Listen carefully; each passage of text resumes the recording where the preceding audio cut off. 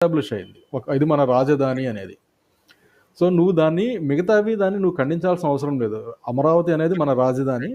నేను ఆ వైజాగ్‌తో పాటు అమరావతిని కూడా అలాంటి స్కేల్‌లో డెవలప్ చేయడానికి కోసము ప్లాన్ చేస్తాము అనేది ఒక విజన్‌ని నువ్వు సెల్ చేయగలగాలి. ఎందుకంటే చంద్రబాబు నాయుడు గారి ఫ్రీ స్కీమ్స్ వల్ల చంద్రబాబు నాయుడు ఇప్పుడు ఫ్రీ ఓట్స్‌తో నువ్వు బెనిఫిట్ కాలేరు చంద్రబాబు నాయుడు గారు. ఎందుకంటే ఆ సెక్షన్ అనేది కోర్ ఓటర్స్‌గా ఉండేటప్పటికి కాంగ్రెస్‌కి, ఇప్పుడైతే వైఎస్ఆర్‌సీపీకి వాళ్ళు కోర్ ఓట్ బ్యాంక్.